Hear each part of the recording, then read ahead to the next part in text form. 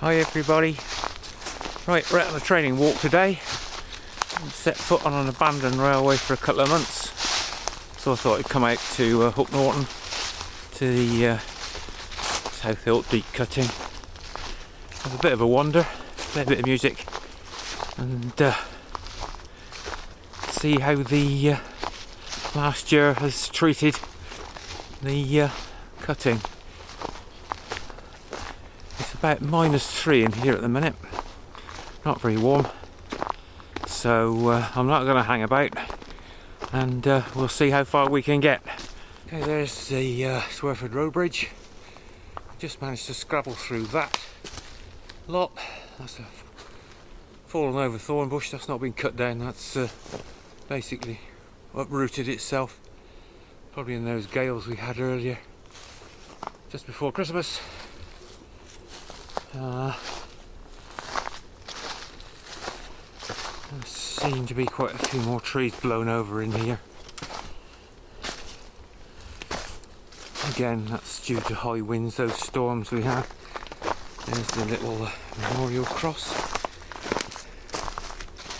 Still surviving. Trees falling around, all around it. You can hear the crunch of my footfall. It's frozen pretty hard in here.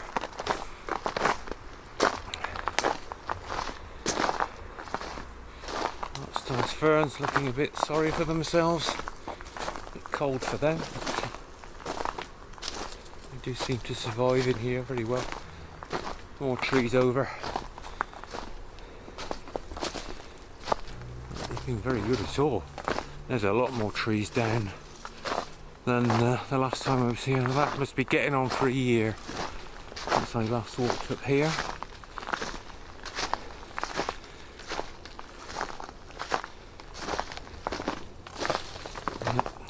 The trees are literally dying off and they're just falling over. Roots have gone rotten. Nothing holding the tree up, and they just fall down.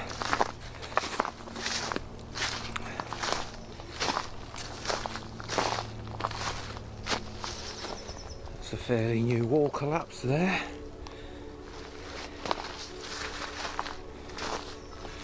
It's getting progressively worse, and it's a shame. It's a real shame because it's a quite spectacular cutting. It's 75 feet deep.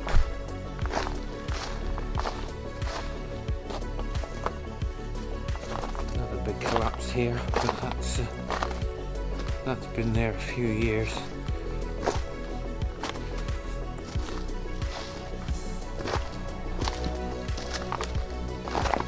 With being frozen, it makes it a little bit easier to walk if you're careful.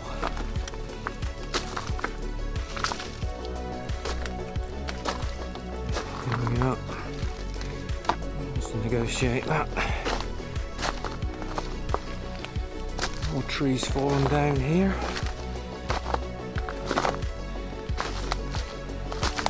Yeah, this is getting really bad now.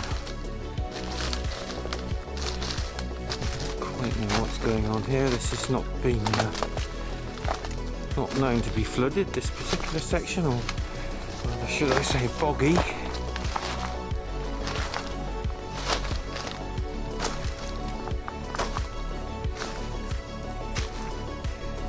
have to stick right to the outside edge here. This has obviously been caused by those exceptionally heavy rains we had before Christmas.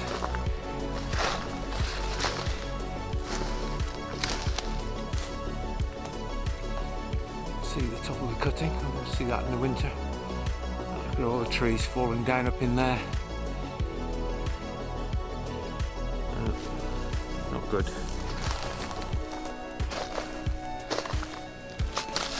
And it fell over then, that's a bit dodgy.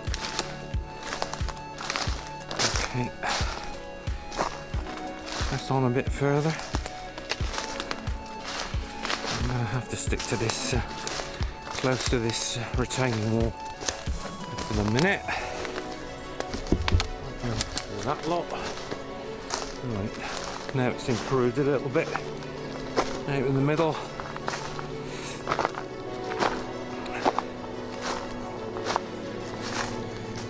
That's interesting. That one's had a chainsaw through it. Where they cut that one and not the others.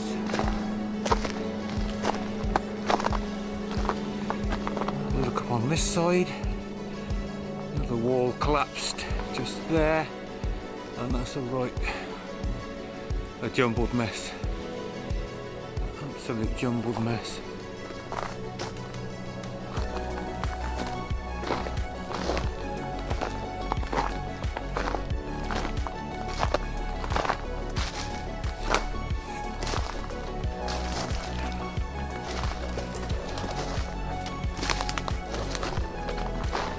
Here is the landslide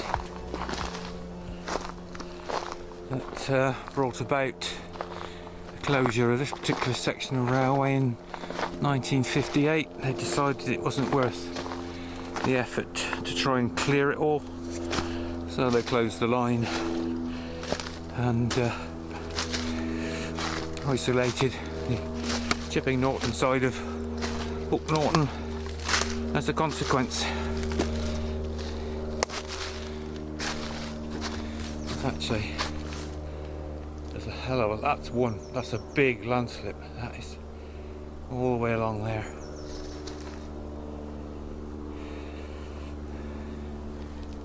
It's a good 30-40 yards. So it's not really surprising they decided they wouldn't try and dig it all out.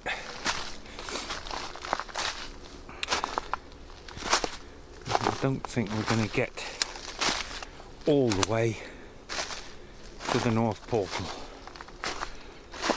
because I've got walking boots on. By the looks of things, I'd be needing wellies, or at least wellies.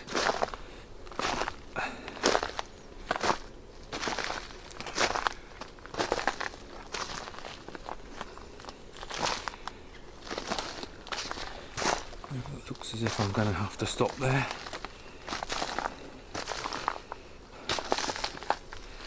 Yeah. There we are. Zoom in on that.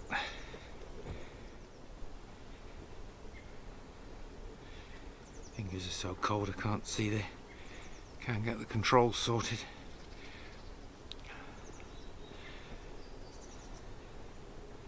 How would you believe it? Somebody's been at the breeze block wall with a rattle can. Bloody graffiti. Couldn't believe it. Oh, there you go. Have a quick look through there. Oh, look at that water. That's obviously running out of the tunnel. Huge, great big drainage pipe just there. It's got the 18-inch drainage pipe. I'm gonna have to zoom back out. That's better. And that's new. I've not seen that before, so that's rolled out of this landslide just here somewhere. There you go. So all this is starting to collapse. This wall here, all this is now collapsed. And it's not going to be very long before this end of the cutting from the last 30-40 yards is totally inaccessible. So I'm glad I'm filming it for posterity, and that's just about as much as we film with that.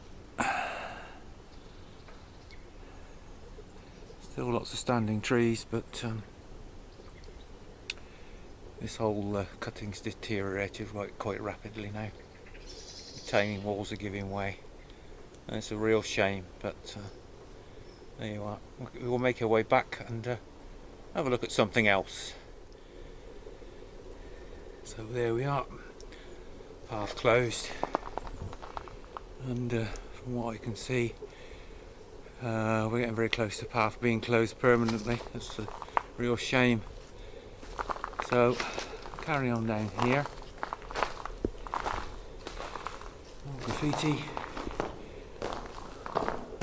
And what do we have here?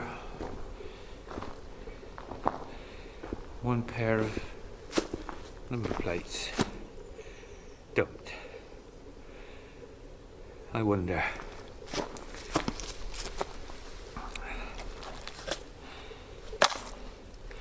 Yep.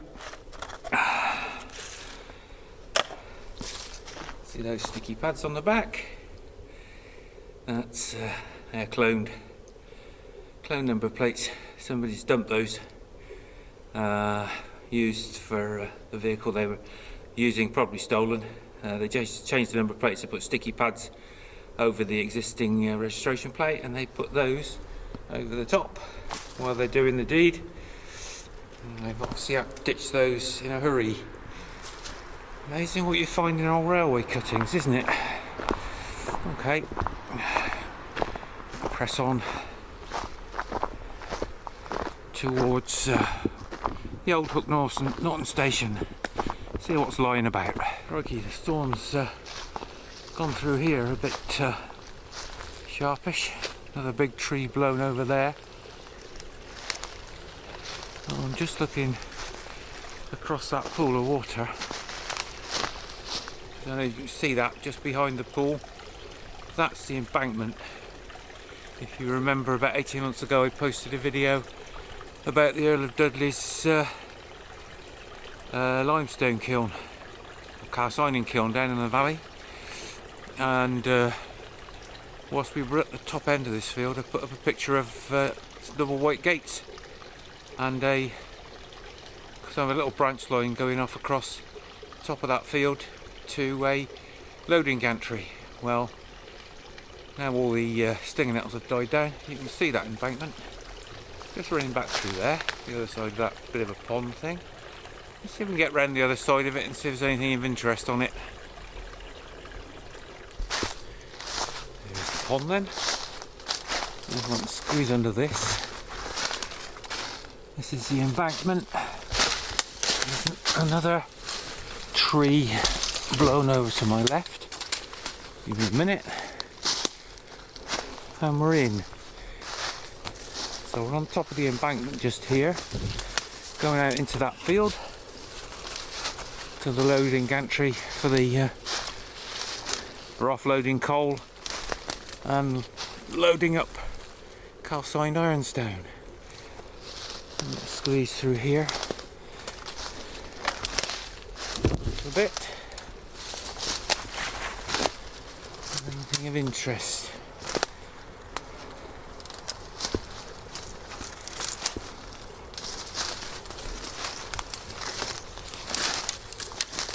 It's got up now, it's a bit bright. So this is the embankment across here. Would have gone across there somewhere. Now, as I say, remember the picture of the double white gates that closed off that little siding, branch, or whatever you like to call it? Well, I've just spotted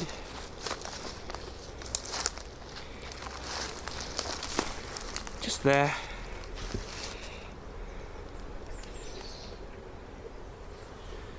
I don't know whether you can see that.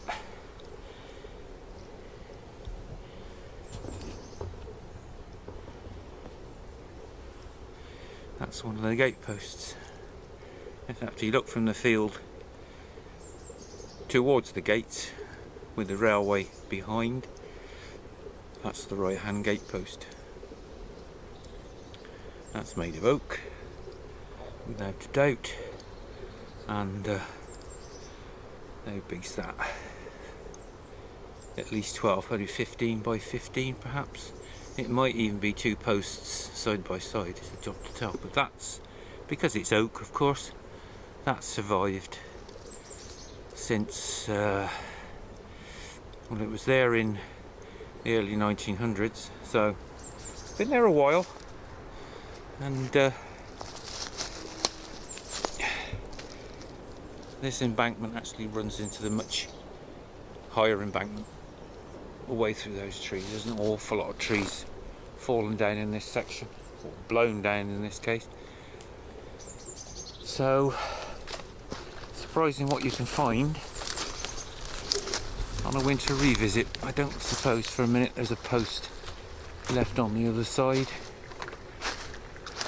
Don't know how wide those gates were, probably 12 feet. Don't see anything on that side. So there you are, that's a find. Let's have a look back a bit further. See if there's anything else. There's a pile of something there, probably. What was that, brick? No, that's just stone. Turn one over. Have a look. Oh, there's a load of brick in there, so it could be anything. It's up to tell. It's certainly not calcined stone. Red brick. What else have we got? Anything? The one's down here.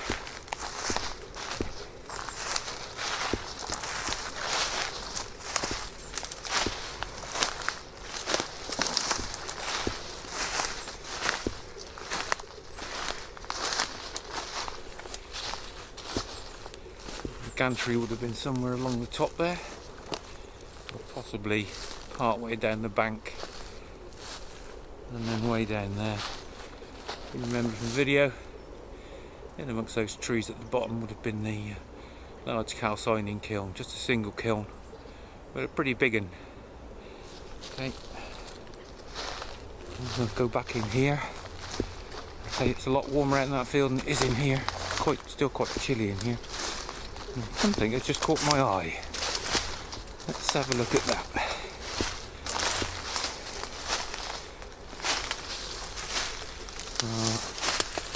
Well, I never. Some scratch around in there.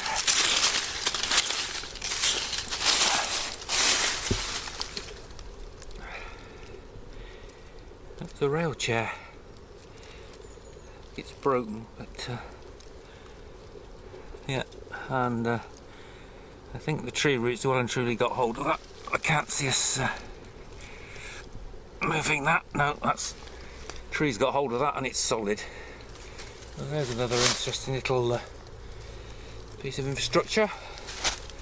Lost in time. Okay. So that's the embankment that, as I say, that was associated with the Earl of Dudley's calcining operations. We'll stop that one there while I extract myself from this lot. Quick look down the embankment. This is now approaching the highest and the steepest section. That's running up to the first viaduct. That's a long way down there. A long way down.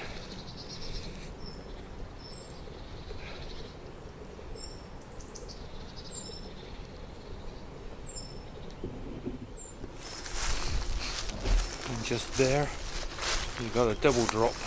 You've got this section in the embankment, levels out just down there, and then it drops off abruptly, way down into the bottom. Certainly wouldn't want to fall down that lot.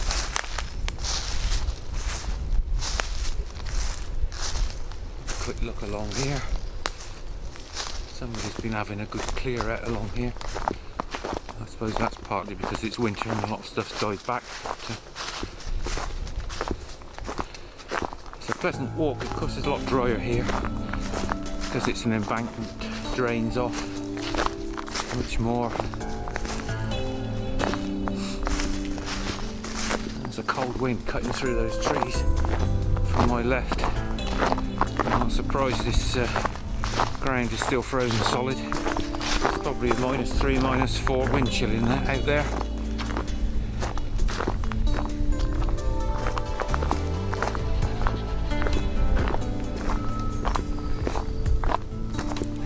So it's right. Look down there in a minute. Wander along the end of the embankment. Quite a bit of clearance work's been going on in here as well. Yeah, lifting this up a little bit.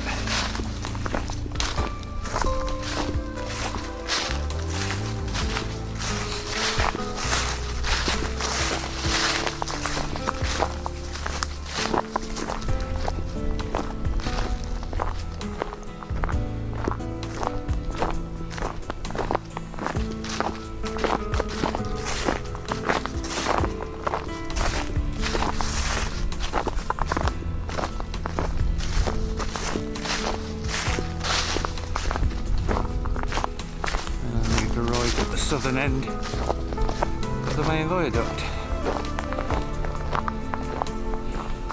Rather impressive.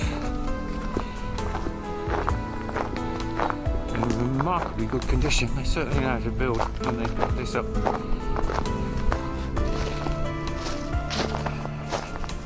Walls.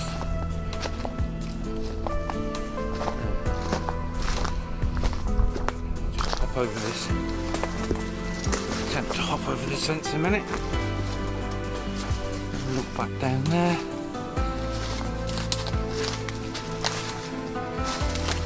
Around here. And you can see the piers set out in the sunshine. Look. There you all are.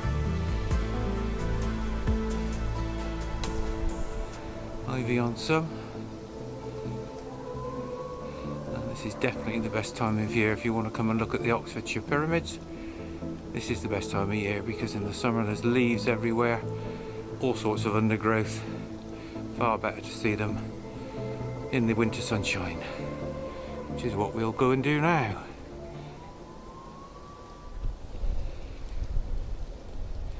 Closer look then, and you can see 5 piers during the winter time, clearly. Zoom in a little bit on them. In the summer you can only see about one at a time if you're lucky. They're going along there.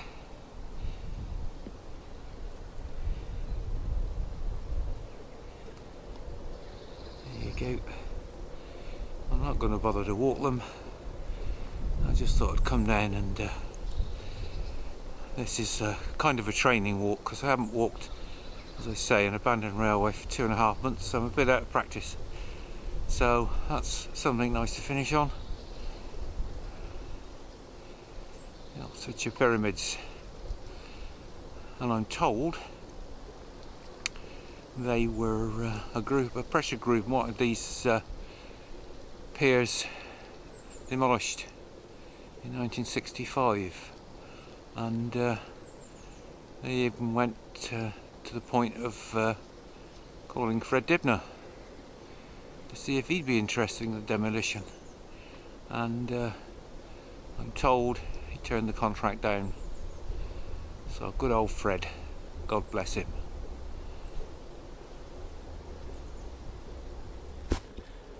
So that concludes today's walk.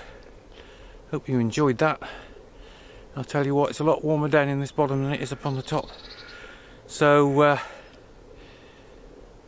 bit of a tragic story up in the deep cutting up on the top that we looked at first. It looks as if that's pretty much going to get blocked off eventually and you won't be able to get up there. Lots coming up in 2024 and I'm now going to hike back up to the car, have a warm cup of coffee, or hopefully a hot cup of coffee, and we will meet up again on the next video, somewhere. Bye for now.